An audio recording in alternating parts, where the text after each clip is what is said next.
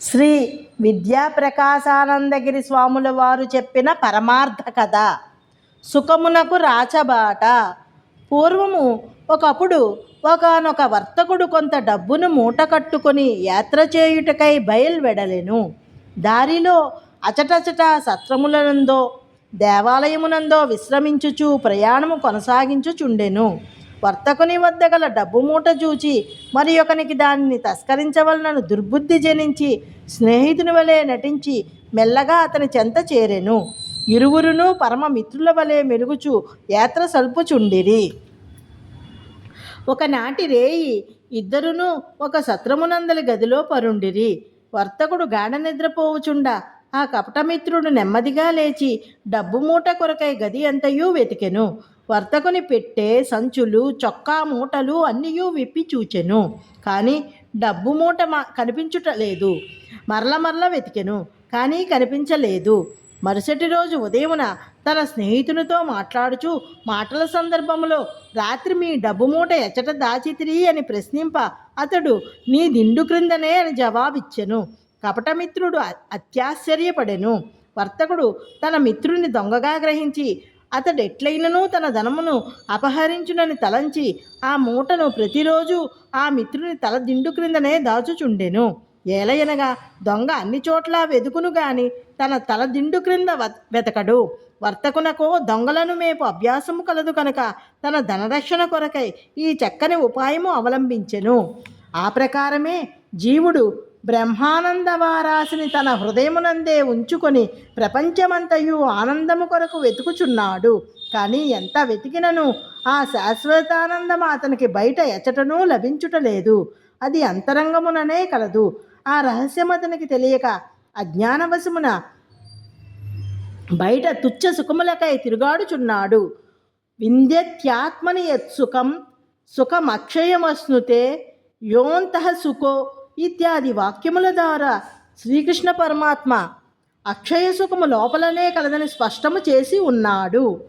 ప్రతిరోజు గాఢ నిద్రపోవునప్పుడు బాహ్య వస్తువులన్నింటినీ మరచి సంకల్పములను కూడా వదిలి జీవుడు అవిచ్ఛిన్నమగు సుఖము తన యందే అనుభవించుచుండుట చూచుచున్నాము కదా. ఆ సమయమున ఎట్టి దుఃఖము కూడా స్ఫురణకు రాక జీవునకు పరమశాంతి కలుగుచుండును. అజ్ఞాన స్థితిలో మనస్సు యొక్క తాత్కాలిక ఉపశమన రూపమగు సుషుప్తి అందే ఇంత సుఖము జీవునకు అభ్యంతరమున లభించుచుండా ఇక జ్ఞానస్థితిలో మనస్సు యొక్క శాశ్వత ఉపశమన రూపమగు సమాధ స్థితి ఎంత సుఖము లభించగలదు. కాబట్టి అట్టి అనంతాత్మ సుఖప్రాప్తికై బాహ్య అల్పసుఖములను జీవుడు పరిత్యజించవలసి ఉండును. దానినే విషయ విరక్తి అందురు. కొంత త్యాగం అవలంబించి ఈ కార్యమును సాధించినచో ఫలితము అఖండ దైవ ప్రాప్తియే. కావున విజ్ఞులగు వారు తమ అమూల్య మానవ జన్మను సార్థకపరుచుకొనుట కొరకు ప్రయత్నశీలురే విషయ సుఖములను పరిత్యజించుచు ఇంద్రియ మనోనిగ్రహమును సాధించుచు కామక్రోధాదుల వేగమును అణుచుచుందురు. జీవితకాలము అతి స్వల్పము. తెలుసుకొనవలసిన ధర్మములా పెక్కుగలవు. ఆచరించవలసిన సాధనలా అనేకములున్నవి. విఘ్నములా లెక్కలేనన్ని వచ్చి పైబడుచున్నవి.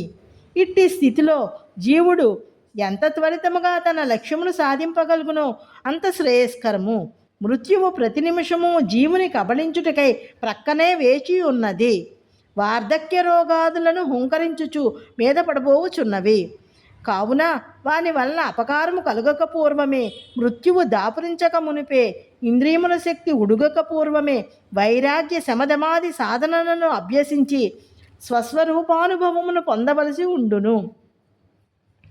మరణించిన పిదప మానవ జన్మ వచ్చునను గ్యారంటీ లేదు. ఆ ప్రకారముగా భగవంతుడు మనకు హామీ పత్రం ఏదియూ ఇవ్వలేదు. ఒకవేళ ఇతర లోకములందు జన్మించితమా అచట పరమార్థ సాధనలకు అనుగుణమైన వాతావరణము ఉండదు. అవి అన్నీయూ భోగభూములే గాని యోగభూములు కావు. కర్మభూములు అంతకంటేనూ కావు. భూలోకం ఒకటియే చక్కని కర్మక్షేత్రము. పాపము చేసినచో నరకమునకు, పుణ్యము చేసినచో స్వర్గమునకు, జ్ఞానము పొందినచో మోక్షమునకు ఇక్కడి నుండియే జీవునకు నేరుగా టిక్కెట్లు దొరుకును. తన గమ్యమును తాను ఇచటనే నిర్ణయించుకొనవచ్చును. కాబట్టి త్వరలో సద్గురువును ఆశ్రయించి తరుణోపాయమును ఎరుగవలెను. అది ఏదియో గురోర్గురువైన శ్రీకృష్ణ పరమాత్మ గీతయందు వెల్లడించియే ఉన్నాడు. 5వ అధ్యాయం కర్మ సన్యాస యోగము 23వ శ్లోకములో శక్నోతి హైవ యః సోఢుం ప్రాక్శరీర విమోక్షణాత్ కామక్రోధోద్భవం వేగం సయుక్తః స సుఖీ నరః. పరమార్థ సుఖము ఎవనికి లభించును? కామక్రోధాదులను నిగ్రహింపగలిగిన వానిని ఎప్పుడు నిగ్రహించవలెను?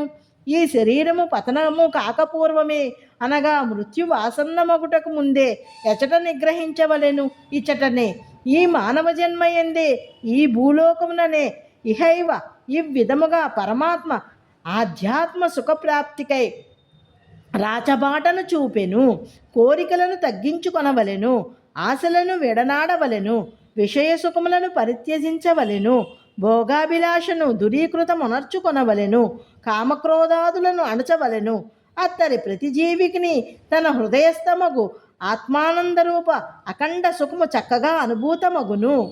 నీతి పరిపూర్ణమగు సుఖము తనయందే కలదు. మనస్సును నిగ్రహించి నిర్మలమునర్చి అంతర్ముఖము చేసి అట్టి సుఖమును జీవుడు అనుభూతమునర్చుకొనవలెను. ఓం తత్సత్.